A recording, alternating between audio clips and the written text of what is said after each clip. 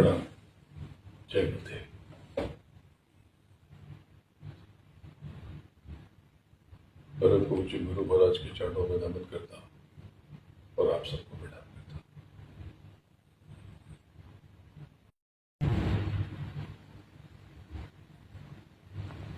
इस समय मैं दुबई में हूं।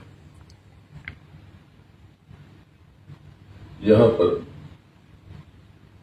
बहुत समय के बाद आना पड़ा।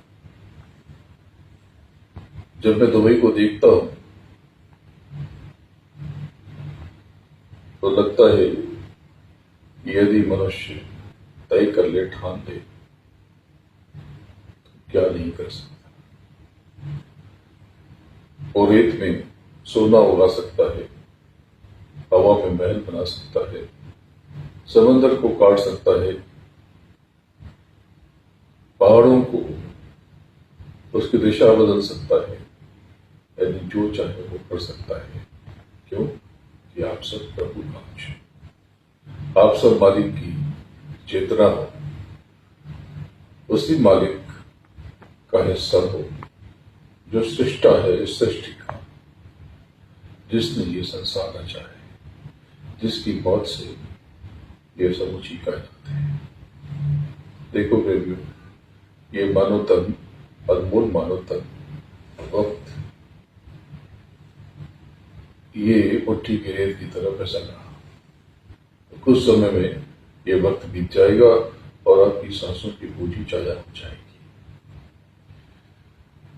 अगर आपको कोई कष्ट है, आपको कोई पीड़ा है, तो ये सब आपकी कारस्तानी है। आप बात को समझो। अगर आपको दुख है, आपको तनाव है, स्वास्थ्य की समस्या है, आर्थिक कष्ट है, तो ये सब आपके लिए, ये सब आपका अपना है, ये सब आपकी कारस्तानियों से ही उपजा है। लेकिन अगर अभी भी आप अपने कर्मों पर काबू पा लो, स्वयं पर नियंत्रण कर लो, तो सब कुछ बदल सकता है। इससे क्या पुराने भोग खत्म हो जाएंगे? नहीं, पुराने भोग तो खत्म नहीं होंगे, लेकिन आप नए कर्मों से, आप नाम की कमाई करके, आप मालिक का सिमरन करके, आप पुराने कष्टों को अनदेखा कर सकते हो। आप मालिक की दया पा करके आप पुराने कर्मों को आसानी से रोक सकते हो। जैसे आपके ऊपर अगर कर्जा हो गया, 50 लाख रुपए का कर्जा हो गया और मान लो लाख रुपए महीना आपको भरना है और आपकी कमाई 1.25 लाख रुपए महीने की है, तो ये बहुत तनाव की बात है, क्योंकि आपकी कमाई का बड़ा हिस्सा तो केवल कर्जा चुकाने में चला जाता है। तो आप क्या करें? ये कर्जे की माफी कैसे हो? ये माफी नहीं होगी। अगर आप किसी गुरु की दया लेकर, कृपा लेकर, मेहर लेकर आप अपनी कमाई बढ़ा लो, कोई नई चीज, नई बात सीख लो, कोई नया हुनर, नया गुण, और अपनी इनकम बढ़ा लो, आपकी कमाई 5-10 लाख महीना हो जाए, तो ये लाख रुपए का कर्जा आपके लिए बेअसर हो जाएगा।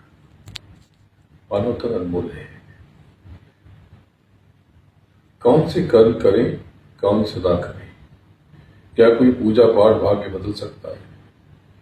देखो, वो सारी चीजें जो आपके देह से निकल रही, ये सब बाहरी है। कोई पाठ और कोई पूजा अगर कुछ बदल देगा तो ये सोचना गलत है। लंबे लंबे स्तोत्र और लंबे लंबे पाठ आप 1000 कर लो, लाख कर लो, इससे कुछ नहीं होगा। लेकिन अगर आपने उससे कोई सुगंध पैदा किया, आपने कोई आहुति दी,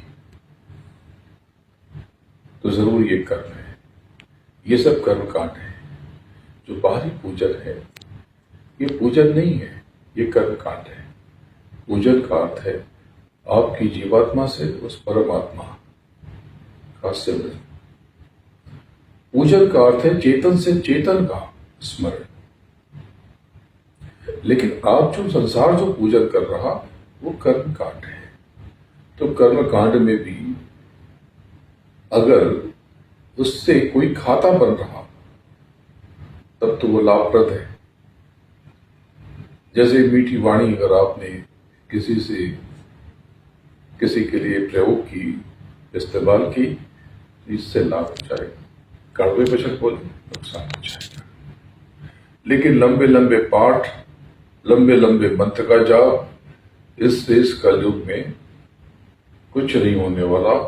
कलयुग तो केवल नाम की कमाई से ही पार लगेगा। कलयुग में नैया पार उतरेगी केवल नाम की कमाई से। कलयुग केवल नाम अथवा सुबह सुबह उतर ही पारा। तो कलयुग में जाप से तो फायदा हो जाएगा। जाप से और नाम की कमाई में फर्क है।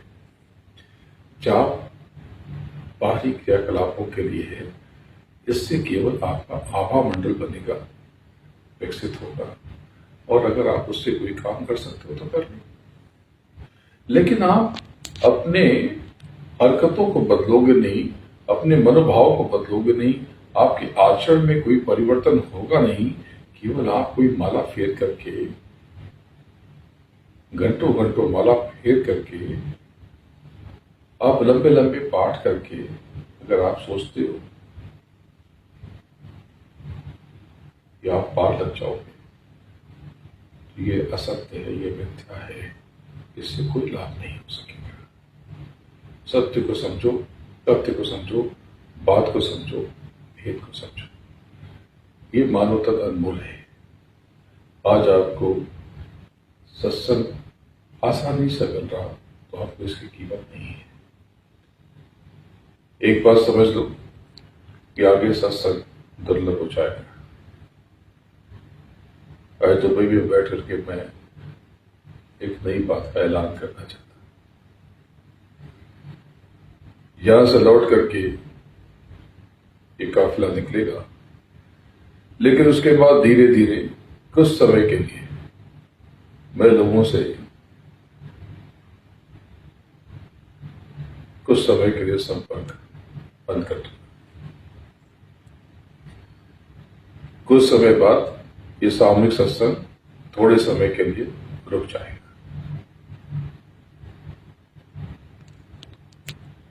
ये बहुत बड़ी घोषणा आज यहां पर दुबई से बैठ करके मैंने कर दी कि आगे कुछ समय के लिए सत्संग बंद हो जाएगा। ये कब से होगा इसकी तारीख आपको बता दी जाएगी। और ये जो यज्ञ अब तक हुआ कलयुग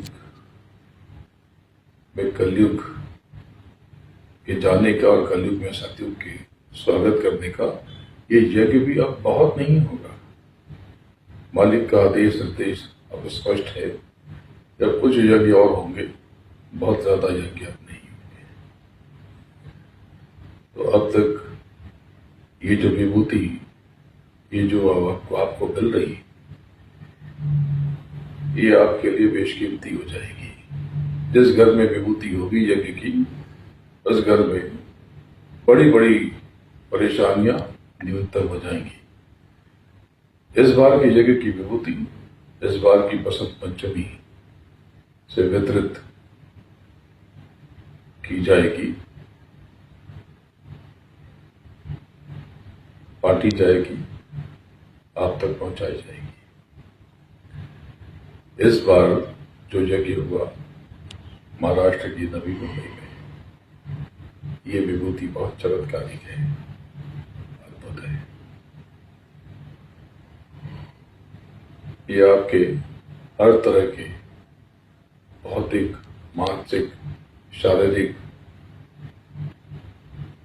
और आर्थिक कष्टों को दूर करने में आपकी मदद करेगी। लेकिन प्रेमियों, असली चीज है नाम की कमाई। आपके भीतर अगर संदेह आता है, क्रोध आता है, तो आप नाम की कमाई न कर सकोगे। सहज रहो, विनम्र रहो, निर्मल रहो। फिर से सुन लो कि अब बाहरी सत्संग आगे अति शीघ्र, आगे आने वाले समय में कुछ समय के लिए बंद हो जाएंगे। और मेरा मिलना जुलना भी अब जरा दुर्लभ हो जाएगा। इस बात की घोषणा यहाँ दुबई में बैठकर मैं कर रहा हूं। अब भी जान जाओ, वरना बाद में केवल हाथ मलोगे और पछताओगे। गुरु महाराज के चरणों में नमन करता हूं और आपसे प्रणाम करता हूं। जय गुरुदेव।